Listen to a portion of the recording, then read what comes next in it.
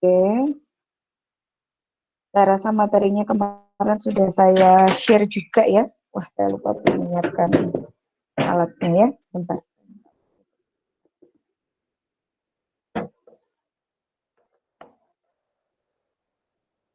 Ada yang belum membaca materinya?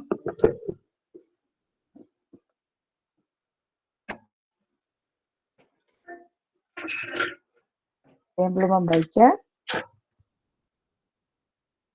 Mengapa tidak menjawab? Saya belum, Bu. Belum. Oke. Ya, nanti kita sambil belajar ya. Oke, saya akan mulai. Assalamualaikum warahmatullahi wabarakatuh. Selamat pagi dan salam sejahtera. Semoga semuanya masih dalam kondisi sehat ya. Jadi seperti yang saya utarakan tadi, minggu ini kita akan kembali mengulas masalah yang minggu lalu sudah saya sampaikan, yaitu terkait discrete probability, dan juga saya akan mengulas sekilas terkait probability teori, bukan sekilas ya, ya lengkap lah ya, lengkap terkait probability teori. Dan sebenarnya di slide ini juga saya tambahkan untuk Bernoulli, tapi Bernoulli saya rasa minggu depan aja, nanti kita akan mengulas soal-soal di buku saja supaya lebih detail ya. Oke, ini yang minggu lalu sudah saya paparkan, yaitu terkait limit probability atau peluang terbatas. Saya rasa kemarin sudah jelas. Kalau kita bicara limit probability, kita harus tahu bahwa itu ada eksperimen, ada ruang sampel, dan ada event atau kegiatan. Ya, eksperimen itu berapa kali percobaannya ya? Satu kali, dua kali itu mempengaruhi. Terus ada ruang sampel itu kalau misalkan di kita mungkin sering dikenal sebagai semesta gitu ya, semesta atau ruang sampel. Terus kemudian di sini kemarin juga sudah saya paparkan bagaimana cara kita menuliskan peluang ya. Misalkan kita menuliskan peluang dari E, itu artinya berapa banyak event E yang terlaksana dibandingkan dengan semestanya ya, semesta yang berjalan. Lalu kita kemarin juga berbicara tentang apa ya, bahwa peluang itu berdasarkan definisi Laplace ya, yaitu nilainya antara 0 sampai 1, nggak akan lebih dari 1 ya. Jadi perperan, makanya perperan itu nanti paling maksimal nilainya adalah 1. Lalu kemarin kita juga sudah mencoba menghitung gitu ya, menghitung peluang dari bahwa di sebuah mangkok itu ada 4 bola gitu ya. 4 bola yang berwarna biru dan 5 bola yang berwarna merah. Lalu ditanya berapa peluang bahwa terpilih bola secara acak dari mangkok tersebut. Yang terambil adalah bola biru. Karena tadi bola birunya jumlahnya 4, semestanya ada 4 ditambah 5 sama dengan 9, maka peluang keluar bola biru adalah 4 dibagi 9. Mudah ya? Kalau seperti ini masih mudah. Terus ini juga seperti itu ya, bahwa kita contoh yang kedua kemarin diminta untuk mencari peluang ketika dua dadu dikocok gitu ya, dua dadu dikocok dan digulingkan, berapa peluangnya terpilih dua dadu tersebut jumlahnya adalah 7.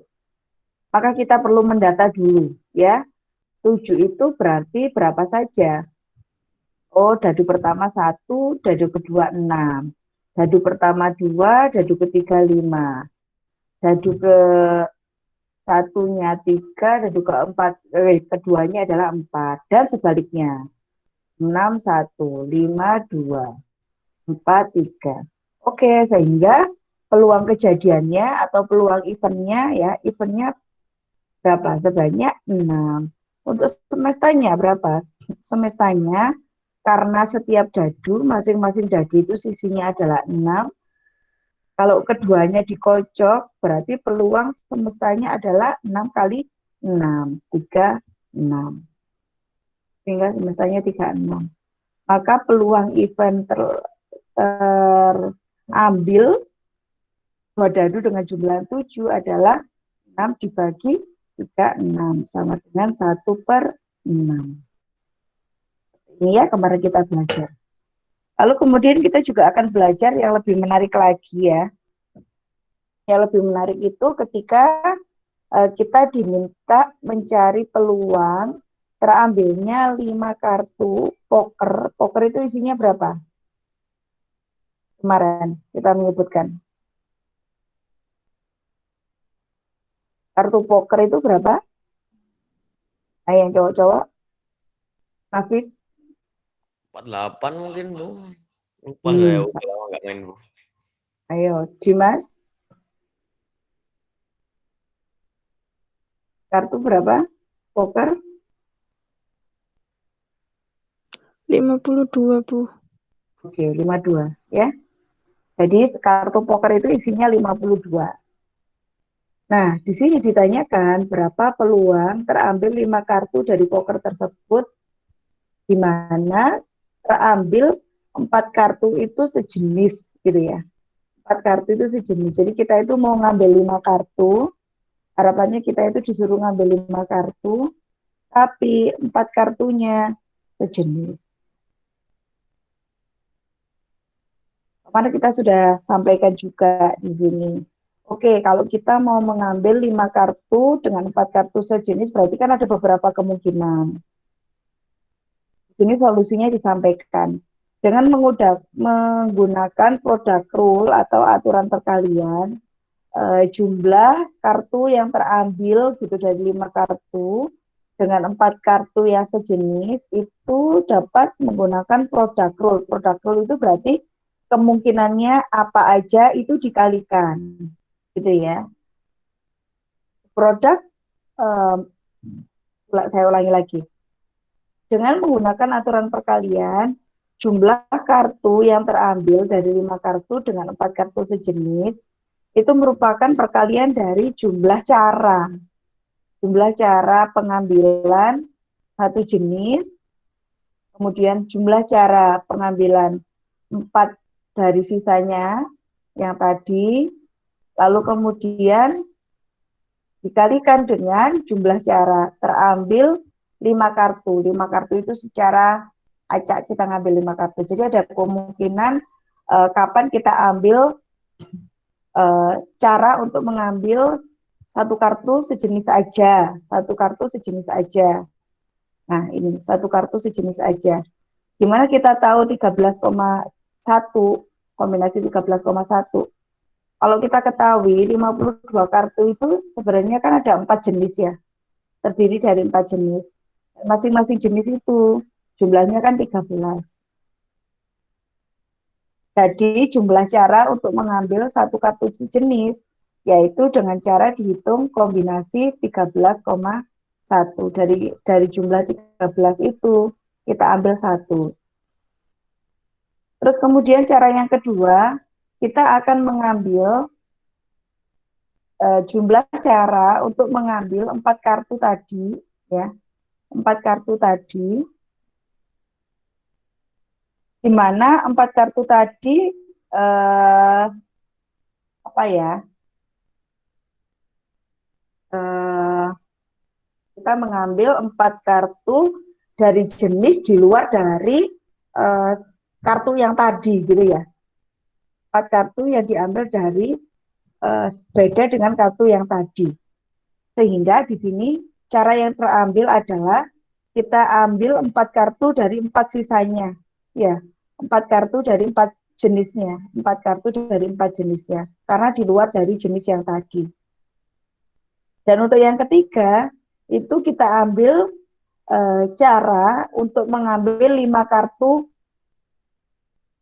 dari 5 kita ambil, saya ulangi lagi. Jumlah cara kita ambil kartu kelima, sorry ya, kartu kelima. Kartu kelima itu bagaimana kita mengambilnya. Kalau kita tadi yang kita ambil yang sejenis tadi dengan cara yang seperti ini, kita bisa asumsikan dengan 13 kartu kita ambil satu, atau jumlah kartu sisanya dari 4 jenis kartu kita ambil 4 kartu, maka sisa dari yang kita ambil kalau misalkan sudah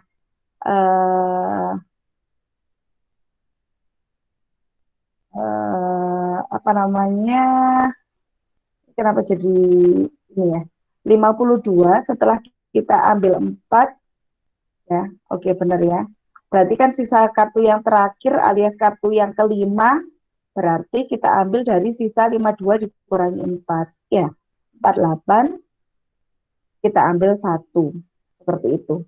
Jadi untuk pengambilan kartu keempat dengan jenis yang sama, peluangnya seperti ini. Untuk satu kartu terakhir, kita ambil dari sisa kartu poker yang ada, sudah terambil 4, kartu yang terakhir bentuknya seperti ini. Itu ya, bingung nggak kira-kira? Cara tidak bingung. Ya. Jadi ini adalah cara untuk pengambilan kartu yang sama, 4 kartu yang sama. Yang ini adalah cara untuk pengambilan kartu terakhir. Sedangkan semestanya, ya sudah, semestanya kan 52 nih jumlahnya. Dari 52 poker ini kita akan mengambil 5. Saya rasa tidak susah ya. Dari 52 kartu kita ambil 5. Nah, ini masing-masing kombinasinya kita hitung satu persatu. Ya, masing-masing kombinasinya kita hitung satu persatu dengan rumus kombinasi. Saya rasa tidak perlu saya ulangi karena kalian sudah tahu. Sehingga hasilnya kurang lebih seperti ini. Ya, peluang terambil 5 kartu dengan 4 kartu itu harus sama, yaitu kurang lebih 0,00024 atau 24 per 100.000. Ya, ada yang ingin ditanyakan sampai sini?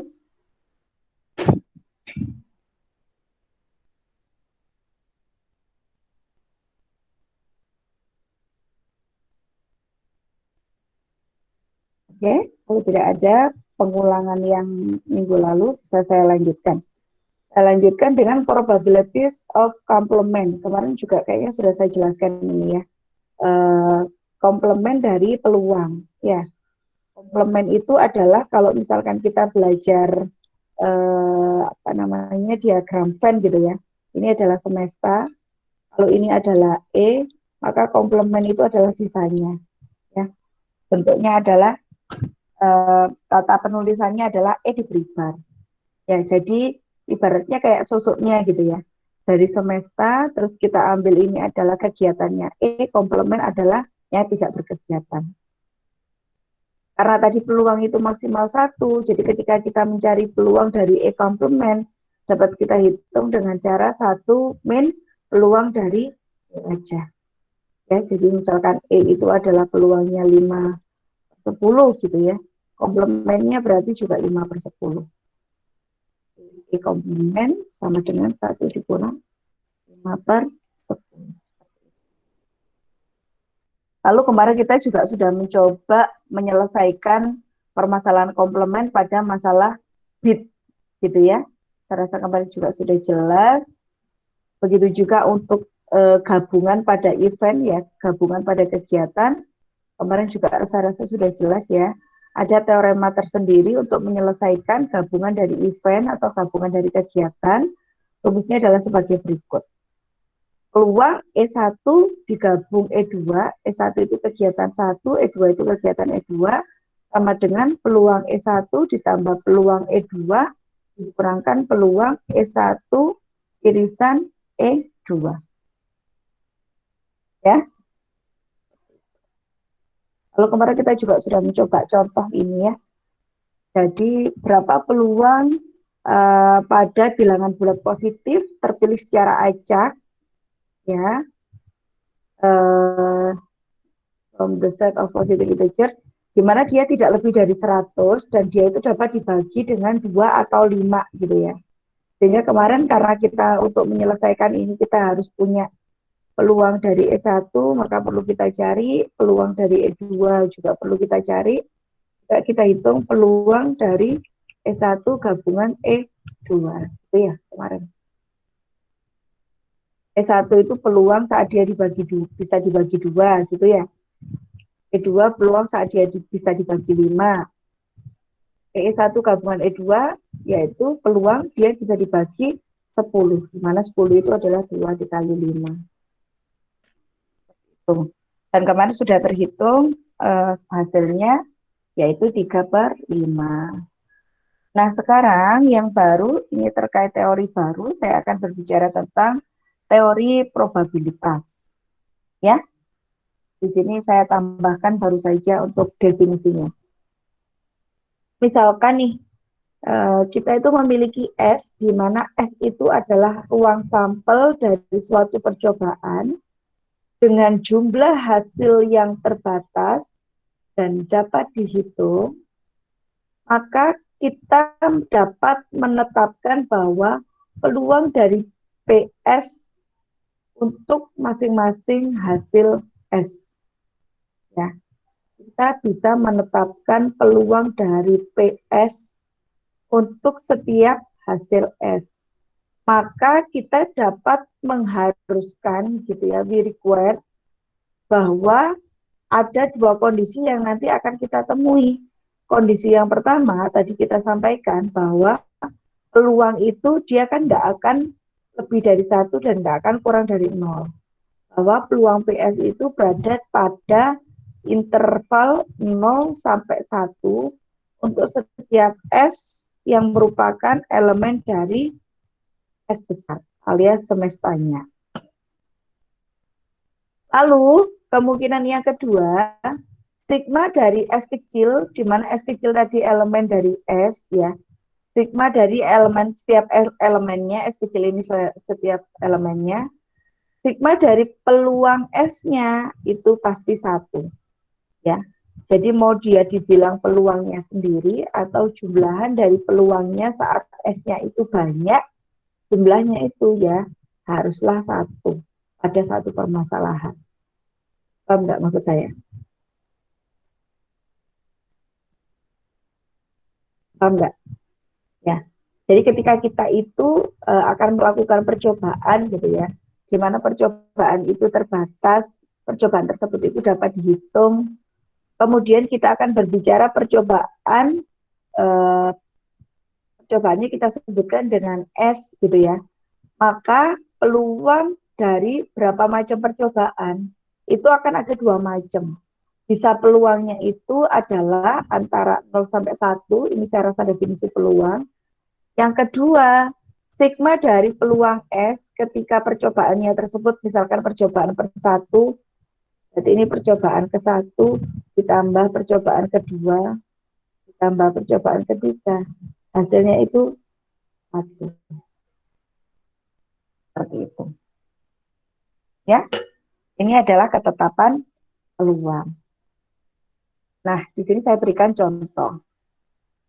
Berapa peluang yang harus kita berikan pada hasil H dan T, ya, head and tails, ketika sebuah koin, ya, sebuah koin itu kita balik. Jadi kita kalau bicara koin, kalau dalam bahasa Indonesia kan biasanya apa? Angka dan gambar gitu ya. Angka dan gambar, A dan G. Nah, kalau dalam kasusnya di bahasa Inggris kan bukan angka dan gambar, tapi heads and tails atau H dan T. Itu artinya sama saja dengan A dan G, angka dan gambar. Ya, yang ditanyakan berapa peluang yang akan diberikan untuk setiap hasil ketika koin tadi itu secara bias, ya, secara bias sehingga apa? Munculnya H tadi akan 2 kali dan muncul lebih banyak daripada si T. Ya, bisa A itu lebih banyak keluarnya 2 kali daripada si T. Ya, berarti T-nya sama dengan 2H. Asumsinya kayak gitu ya. Oke, saya ulangi lagi. Ketika tulis bahwa heads atau kepala Datang, comes up twice as often as tail. Dia akan kepala, salah. Kepala akan muncul 2 kali lebih banyak daripada T. Berarti gini ya. A sama dengan 2. Peluangnya 2 kali lebih banyak daripada T. Peluangnya. Peluang dari H dia akan lebih banyak daripada peluang dari T.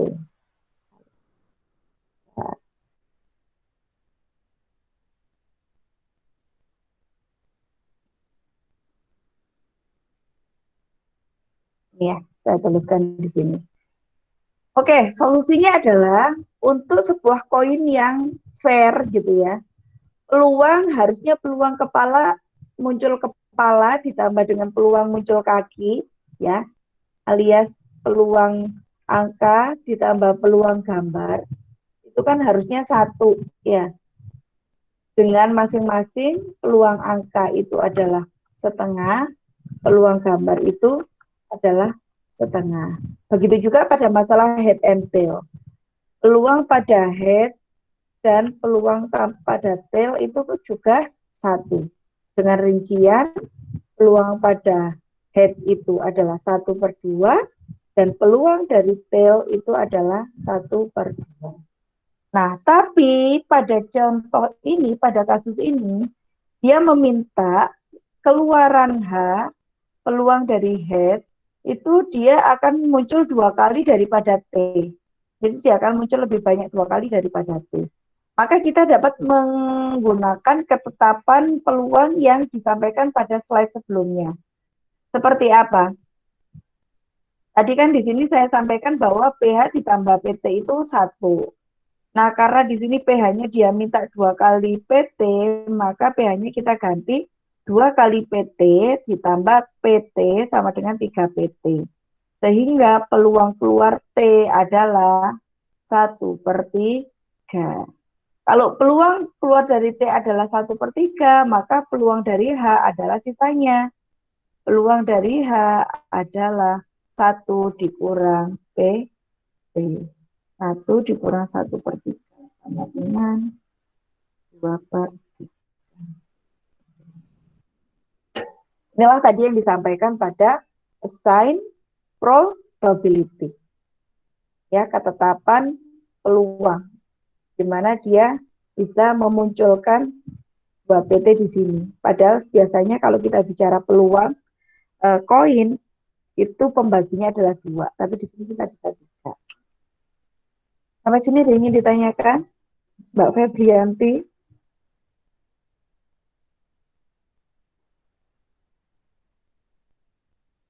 Bu, saya mau nanya, Bu. Ya, silakan. Yang example 5 kan itu kan ada S kecil sama S besar. Nah, itu gimana, Bu, penjelasannya, Bu? S kecil itu ruang sampel, S besar itu semestanya. Jadi kayak kalau semesta itu adalah misalkan prodi informatikanya. Kalau S kecil itu Nafis, Nawaf, Febrianti gitu. Jadi S kecil itu elemennya. S besar itu semestanya. Oh, baik, Bu. Terima kasih. Oke ya, tahu bedanya ya. Ada lagi?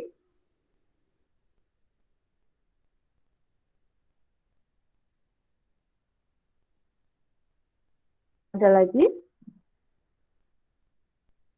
Kalau tidak saya lanjutkan. Ya, selanjutnya adalah uniform distribution atau distribusi seragam. Di sini saya juga berikan artinya ya. Misalkan S adalah himpunan yang memiliki N elemen.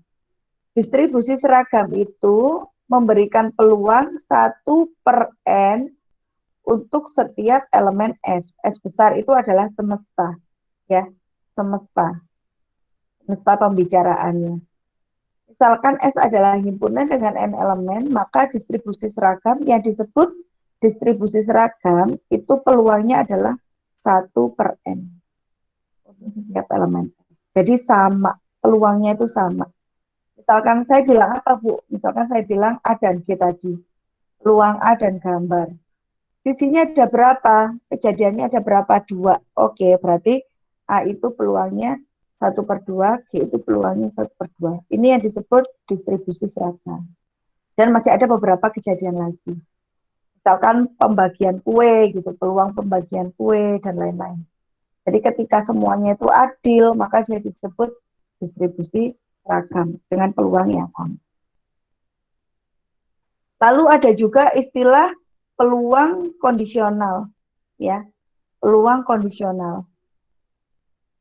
Misalkan E dan F adalah kejadian atau event di mana peluang dari F itu lebih besar dari 0, maka conditional probability atau peluang kondisional dari E yang diberikan oleh F dapat dinyatakan sebagai PE, kayak habis dipakai gitu ya, bar ya ini sebutannya.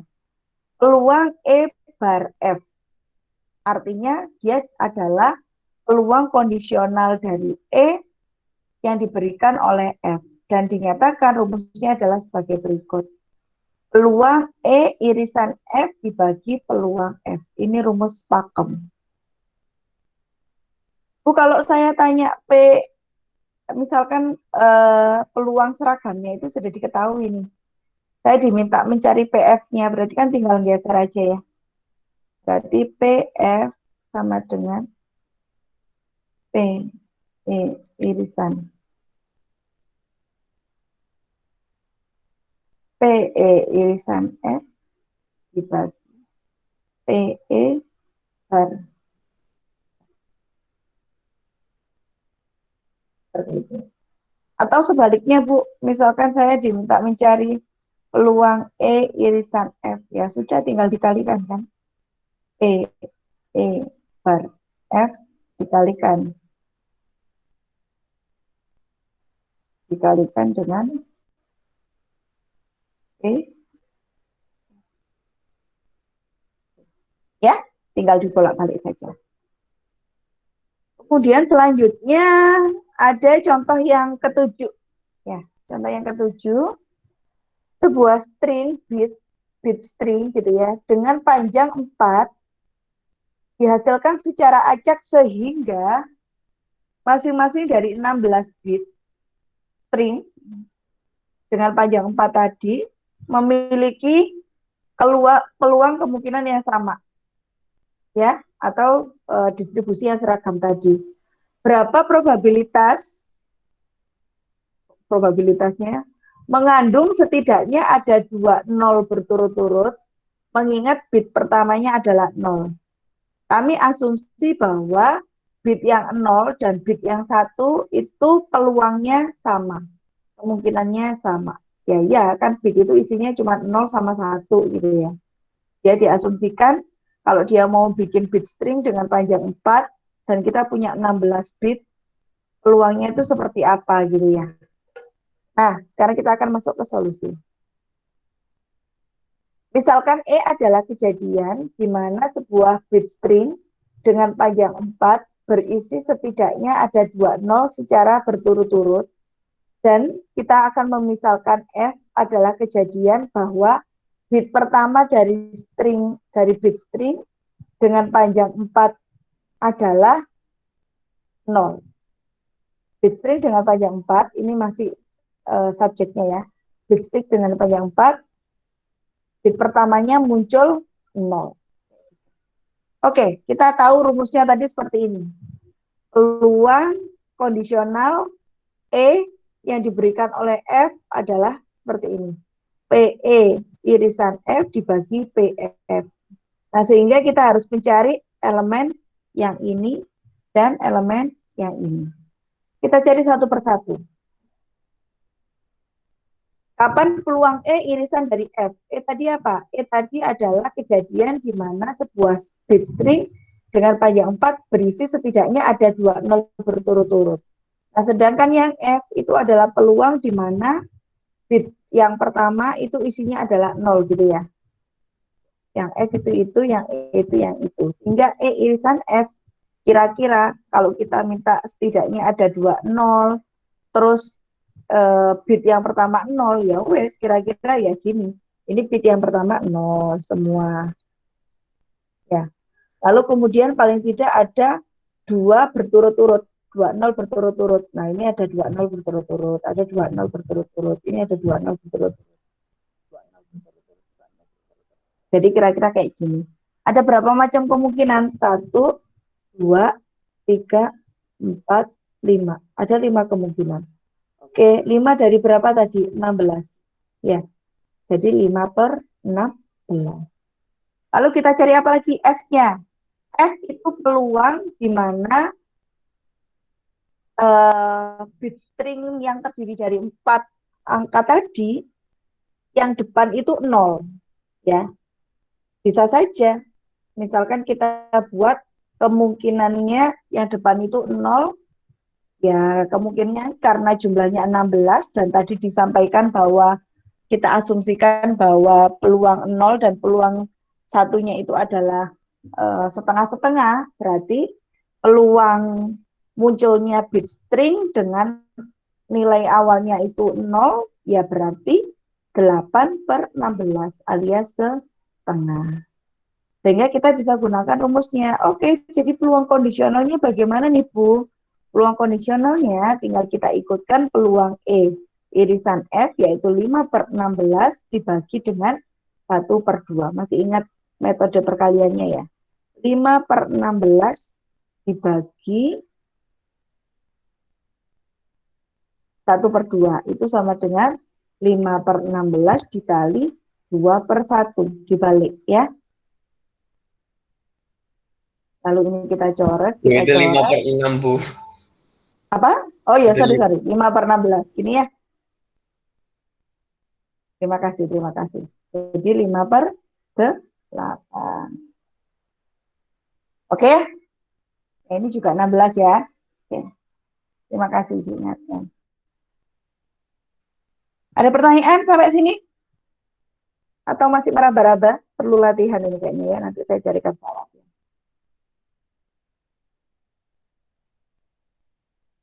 Sudah cukup paham?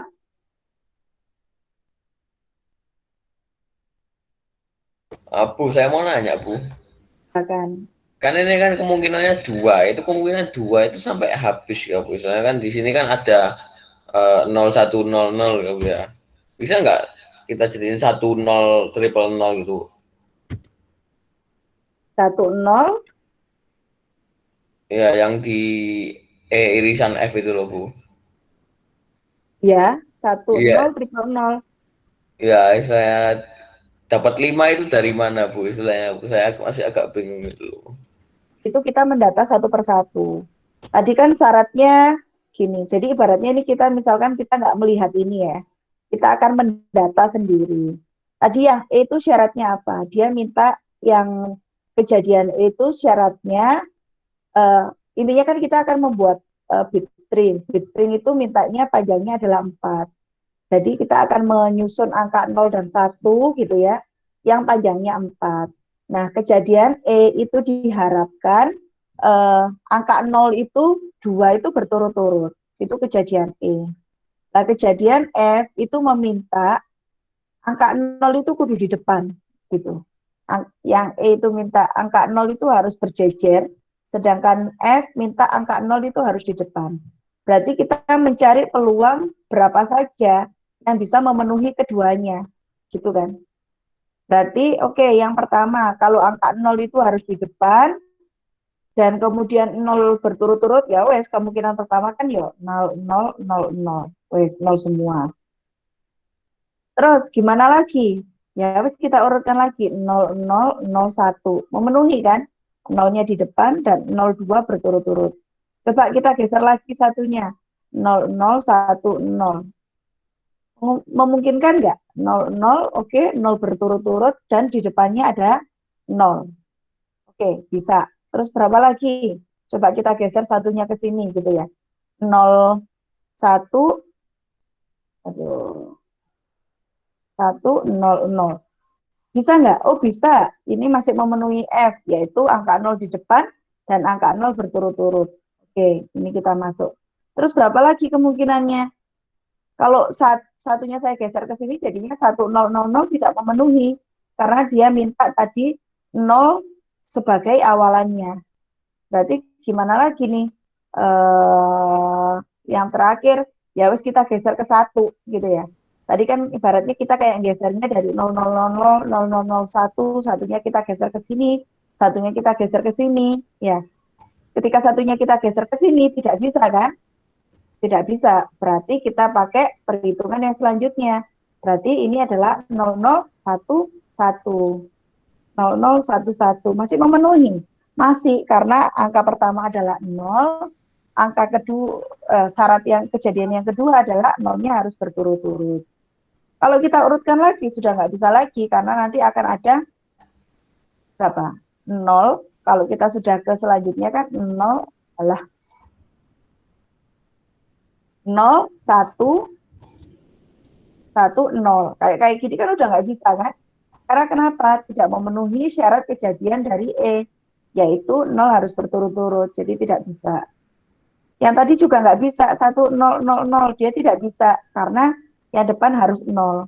Nah, sehingga dari hasil kita mengurutkan kejadian yang memenuhi E dan F, itu ada sejumlah 5 kejadian yang memenuhi syarat E dan syarat F, atau E irisan F. Sehingga di sini E irisan F-nya ada 5 macam. Dari berapa macam bit? 16. Seperti itu. 16 itu dari mana sih sebenarnya? Panjang bit dikuadratkan. Ya, kalau bitnya berurutan 2, berarti panjang stringnya, bit stringnya adalah 4. Karena tadi adalah panjang bitnya adalah 4, maka panjang keseluruhan bitnya adalah 6.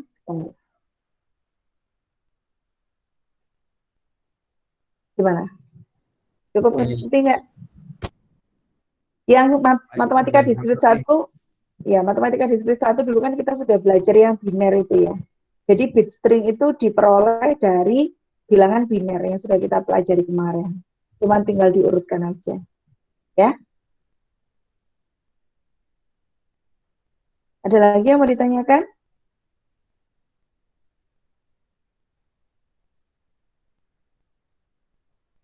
Ini terlalu pagi ini agak ngantuk-ngantuk gitu ya, Bu Biji ngomongnya sambil layang-layang.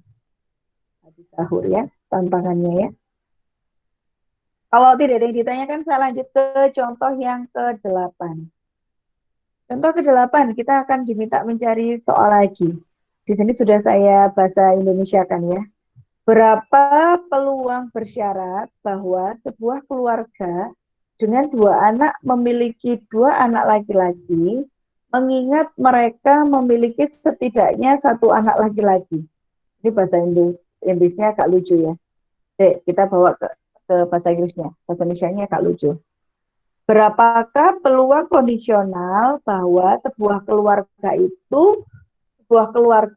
yang memiliki 2 anak, memiliki with 2 children, has 2 boys. Misalkan keluarga itu pengen punya 2 anak, dan dia itu ingin memiliki 2 anak laki-laki, di mana diberikan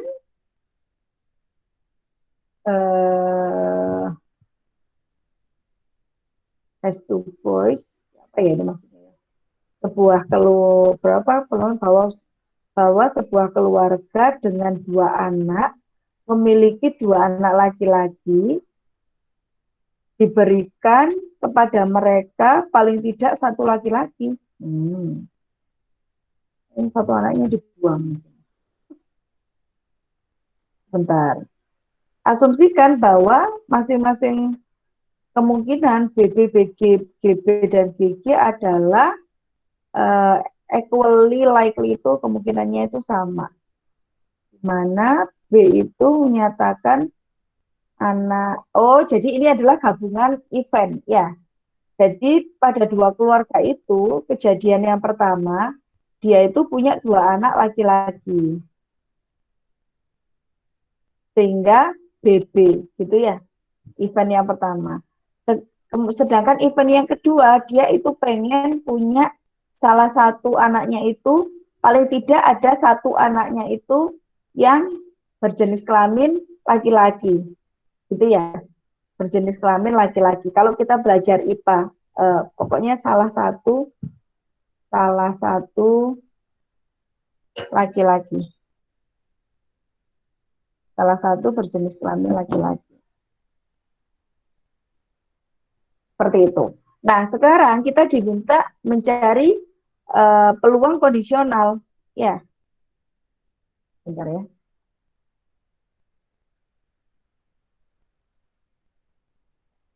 Bu, ngajar, ada apa? Hah? Iya, aku ngajar, ada apa? Iya, iya, kenapa? WA, nanti aja. Saya ngajar ini. Oke.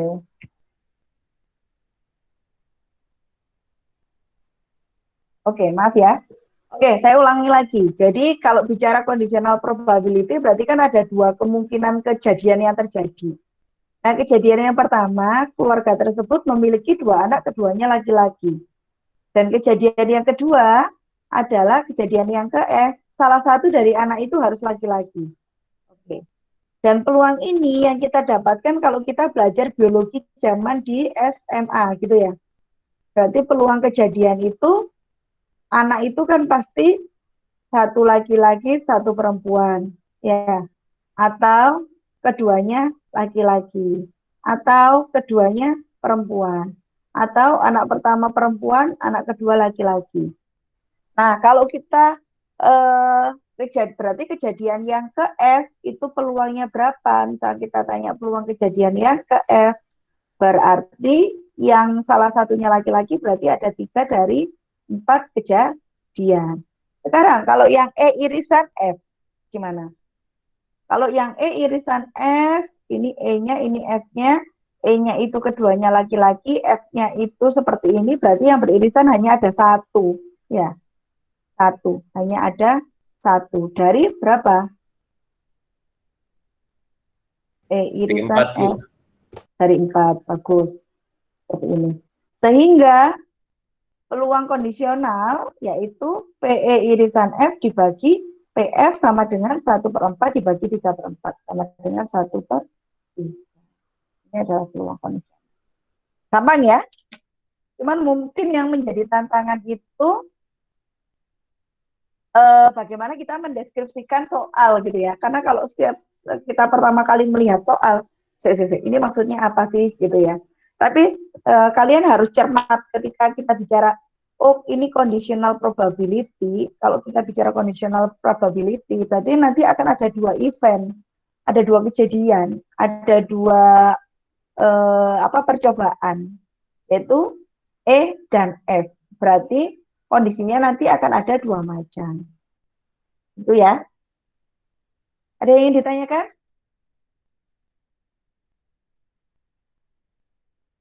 Sudah cukup? Kalau sudah cukup, saya akan bergeser ke independence. Ya, kebebasan dalam peluang gitu ya. Jadi, misalkan sebuah koin tadi ya, yang ada H dan T ya, ada A dan G, biasanya kita lebih familiar dengan A dan G, yang kemarin ada, yang tadi adalah H dan T, head dan tails. Misalkan sebuah koin dibalik 3 kali, jadi dia dilakukan pelemparan 3 kali, 1, 2, 3 gitu ya. Bagaimana kita mengetahui bahwa lemparan pertama muncul ekor atau T, ya, mengubah probabilitas bahwa ekor atau T muncul dalam jumlah ganjil. Jadi ada peristiwa E dan ada peristiwa F. Peristiwa E dia tadi bilang dibalik 3 kali.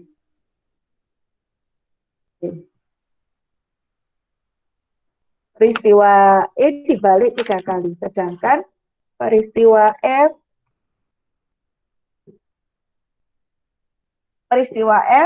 dia disampaikan bahwa T akan muncul dalam jumlah ganjil. T akan muncul ganjil. Berarti berapa? Kalau dilempar 3 kali, dia akan muncul ganjil. Berarti ya kalau nggak ke 1 dan ke 3. Gitu ya. Oke, in other words, pada sisi lain, kita dapat menuliskan apakah kita bisa menyampaikan bahwa peluang kondisional E dari F itu sama dengan peluang dari E. Bisa nggak kita bisa menyampaikan peluang kondisional? Tadi kita tidak menyebutkan sama sekali. Jadi ini kita abaikan terlebih dahulu. Kita lihat. This equality is valid. Oh, ternyata benar ya. Jadi persamaan tadi itu adalah benar pada event E dan F. Karena peluang E yang diberikan oleh F 1/2. Oh, kejadian peristiwa ini dapat terjadi ketika kita berbicara pada peluang yang jumlahnya seragam gitu ya. Yang tadi kita bilang distribusi uniform atau distribusi seragam. Salah satunya pada mata uang. Jadi peluang kondisional dari E yang diberikan oleh F itu adalah setengah, di mana peluang dari E-nya pun juga setengah. Seperti itu ya, pada distribusi seragam. Lalu disampaikan juga karena rumus peluang dari E kondisional F, E bar F, atau peluang dari peluang kondisional E yang diberikan oleh F, rumusnya itu adalah seperti ini yang tadi kita pelajari. Maka kita bisa mencari, mengganti nilai P, E bar F ini dengan PE, karena tadi kita bertemu pada masalah distribusi seragam, sehingga berlaku PE bar F itu sama dengan PE. Ya, sehingga untuk kejadian ini kita bisa mengganti dengan, tadi kan rumusnya, coba kita hapus dulu.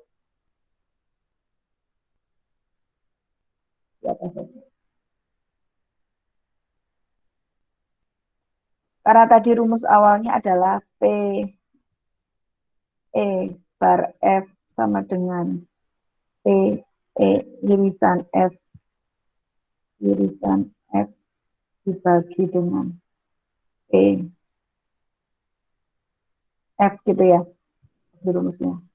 Nah, kalau ini kita ganti dengan PE, berarti PE sama dengan PE irisan F dibagi PF. Jadi tinggal kita kalikan aja. Ya, PE irisan F dapat kita temukan dengan cara mengalikan PE dikalikan P. Seperti itu. Ya, dapat dituliskan seperti ini. Kapan kejadian ini boleh, Bu? Ketika kita menemukan suatu kejadian dengan distribusi yang seragam. Contohnya pada mata uang. Ya, sekarang kita lanjutkan. Contoh, misalkan E adalah kejadian secara acak yang di-generate, dia adalah bit string dengan panjang 4, yaitu pengen dia diawali dengan 1, itu kejadiannya E. E diawali 1. Yang F, dia bilang apa? Kejadian pada bit string ini terdiri dari even number of 1. Jumlah satunya itu ganjil. Jumlah satunya itu ganjil. Berarti kalau nggak 1 ya 3 gitu ya. Itu kejadian yang F. Sekarang kita data dulu ya. Terus kemudian, oke. Apakah E dan F itu independen jika 16 bit string itu terdiri dari bit string of length 4 are equally likely? Kemungkinannya itu adalah sama gitu ya. E dan F kemungkinan sama. Coba kita hitung lagi. Ini asumsinya kita belum tahu jumlahnya ada 8 bit string ya. Yang berawalan dengan 1, berarti kan 1, 0, 0, 0. Ada 1, 0, 0, 1. Ini kita mengabaikan syarat yang F ya. Kita cuma mendata syarat yang E. Kalau yang berawalan dari 1 ya 1, 0, 0, 0, 1, 0, 0, 1. Satunya kita geser ke sini, satunya kita geser ke sini, gitu ya. Terus tambahkan lagi 1 dan seterusnya. Paling tidak ketika kita sudah menemukannya. Oke lah, sepokoknya yang depannya satu doang. Ada berapa? Satu, dua, tiga, empat, lima, enam, tujuh, delapan. Oh, ada 8 bit string yang berawalan dengan satu. Sekarang kita akan mencari bit string yang panjangnya 4 dan terdiri dari jumlah jumlah eh, nilai satu yang event. Oh, yang genap ya, event itu bukan ganjil ya. Yang genap, jumlah nilai satu yang genap. Ada 0011. Ini saya harusnya ini enggak ada ya, karena dianggap tidak ada nol, nol dianggap genap. Saya tidak setuju ini ya. Enggak ada satunya, dia tidak perlu dihitung. Kemudian 11010101101010 dan seterusnya, dia yang konten satunya sejumlah genap. Ada berapa jumlahnya? 1, 2, 3, 4, 5, 6, 7. Ada 7. Saya nggak tahu ini kenapa dimasukkan dia. Kayaknya karena dia sifatnya independen ini tadi ya. Karena dia diasumsikan independen. Kalau independen itu berarti dari 16 bit string tadi peluangnya itu sama. Equally likely itu sama. Peluang E dan peluang F itu harusnya sama. Makanya di sini kayaknya ketika satunya itu nggak ada, dia dianggap genapnya, nol itu dianggap genap. Padahal seharusnya nol itu nggak dianggap genap. Ya kita ikuti karena di sini asumsinya independen tadi ya. E dan F independen jika 16 bit stringnya itu panjangnya itu equally likely. Jadi peluangnya itu sama. Makanya di sini 8. Oke, wes, kita ikuti dulu ya. Karena 16 bit string itu terdiri panjangnya 4, tadi kayak gitu, berarti peluang E-nya tadi sama dengan peluang F-nya yaitu 8/16 alias setengah. Makanya dia disebut independen, peluangnya sama. Distribution uniform. Ya. Sekarang E irisan F kita cari dari ini dan ini yang sama, keduanya itu sama. Ini sama ya. Mana lagi? Ini sama. Mana lagi? Ini ya harusnya sama. Ini sama. Yang awalannya satu sama. Ya, 10 ini harusnya juga sama. Yang awalannya satu pasti sama. Berarti ada berapa macam? 4. 4 yang irisan. 4 dari 16. Berarti 1/4.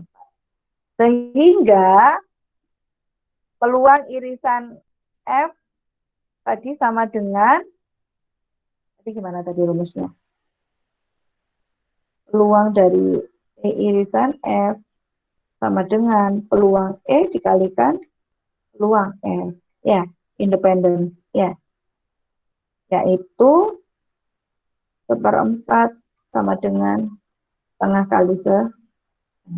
Berarti dia terbukti bahwa dia itu adalah independen. Gitu. Ya, ini saya ambil dari bukunya siapa ya kemarinnya terakhir, Barons atau Rons. Itu bukunya mata matematika disebut yang saya pakai ya. Saya sebenarnya kurang sepakat dengan ini. Nanti kita akan cari soal-soal lainnya yang memastikan pembuktian independen ini. Ya, ada yang ingin ditanyakan di sini?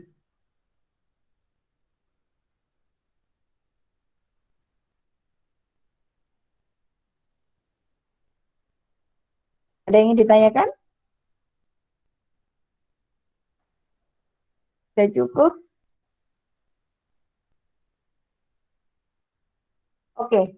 Untuk Bernoulli trials dan binomial distribution ini saya lanjutkan minggu depan saja. Untuk selanjutnya saya buka sesi tanya jawab. Silahkan. Bisa dinyalakan semua kameranya sambil Oh, saya Bu, absen ya. saya mau bertanya